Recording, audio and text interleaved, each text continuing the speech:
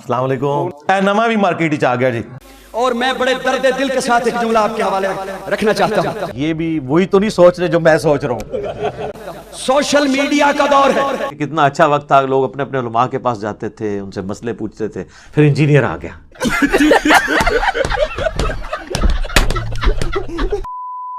और यूं समझिए फितनों का दौर है।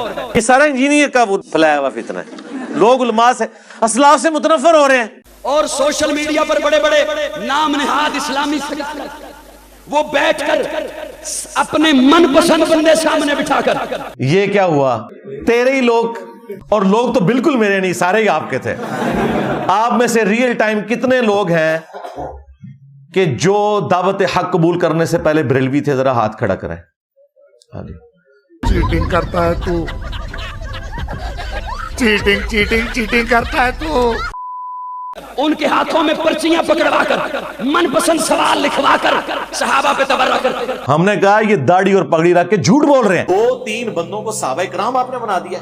ये तो इसी तरीके से 2-3 पाकिस्तानियों के ऊपर कोई तनकीद करके बाकी सारे पाकिस्तानियों के फजाइल बयान करे तो आप उसे कहेंगे कि ये पाकिस्तान पे हमला कर रहा है? नहीं, वो 2-3 बंदों पे है ना।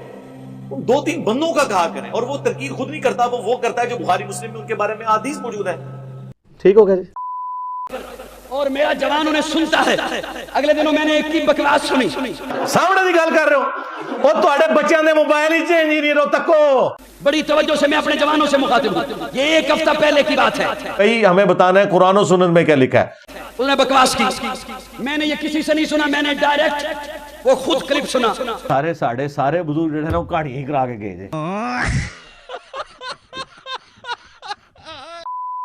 वो बतौरे तंजिया अंदाज के इस्लाम के लिबादे में, इस्लाम के हुलिये में प्यारे आका की तौहीन कर रहा था। पुराने गल्ला, पुराने बहाने इन्होंने लिबादे ओढ़े ने। जदों तक इन्हों दी पूंछ ते पैर ना कोई रखे उदों तक ये चादर विछांदे जे। ठीक है ना, मतलब तरसी आंदा तुहाडे ते, तुसी गलत जगह हाथ पाया जे। इत्थे ते वड्डे वड्डे मशीन ते चढ़ जांदे ने, तुसी खाम खाई आहा तंजिया अंदाज में। इरादा उसका कुछ और था। तौबा तौबा तौबा। कहता है जब फारान की चोटी पर आमिना के लाल ने अपना वजूद पेश किया। पता लग गया कि स्टेशन तू बोल रहा है।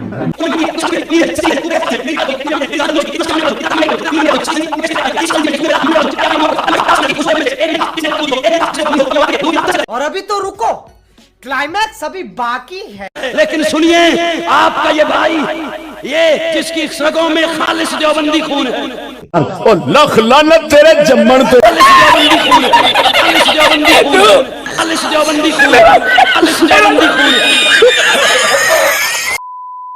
रब ने मेरे ज़हन में बात डाली, मैं वो आपके हवाले कर रहा हूँ। आपके पास वो अमानत है, ये बात सच है। ओए थोड़ा के लेना देना है न सोए तू।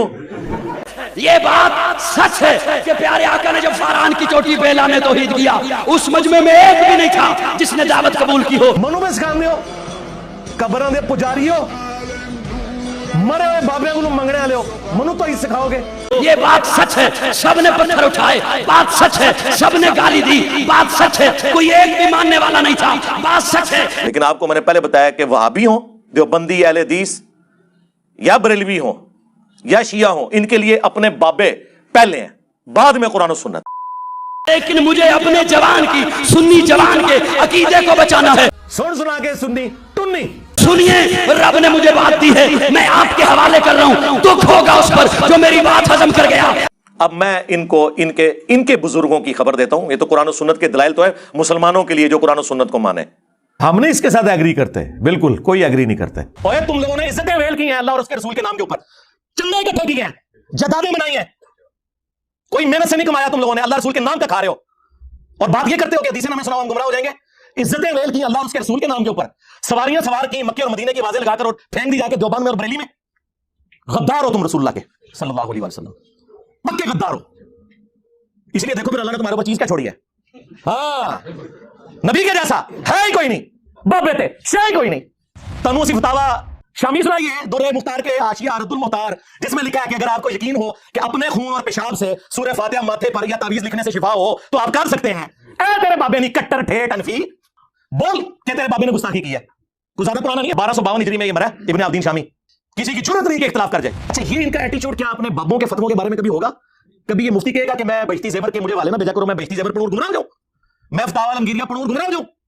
ये क्या हर वक्त तुमने फतावा शामी, रद्दुल मुख्तार, दुर्र मुख्तार लगाई होती है, ये मुझे ना भेजा करो? कभी ये बात करेंगे? तो इससे आप अंदाजा लगाएं कि ये अपने बुजुर्गों को जो रिस्पेक्ट दिए हुए हैं ना, वो पैगंबरों से बढ़ के दिए हुए हैं। जो शख्स रसूलुल्लाह के हुजूर आवाज बुलंद करे वो तो गुस्ताख रसूल, और जो हुजूर की बात का मजाक उड़ाए वो उस तो बड़ा गुस्ताख। और वो ये सारे कट्टर ठेठ अनवी तुसी लोग हो।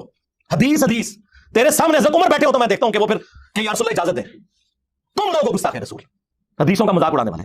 ये रसूलुल्लाह की उससे बड़े लेवल की तौहीन है कि कोई हुजूर की मौजूदगी में आवाज बुलंद करे, उससे बड़ी तौहीन ये है कि कोई हुजूर की बात का मजाक उड़ाए।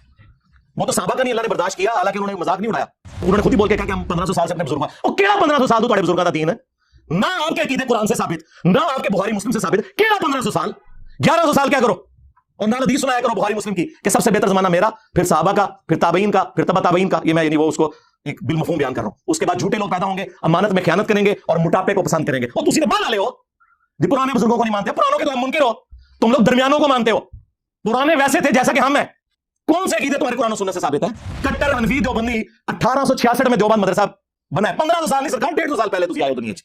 इससे पहले दुनिया का कोई मुसलमान अपने आप को देवबंदी नहीं कहता था।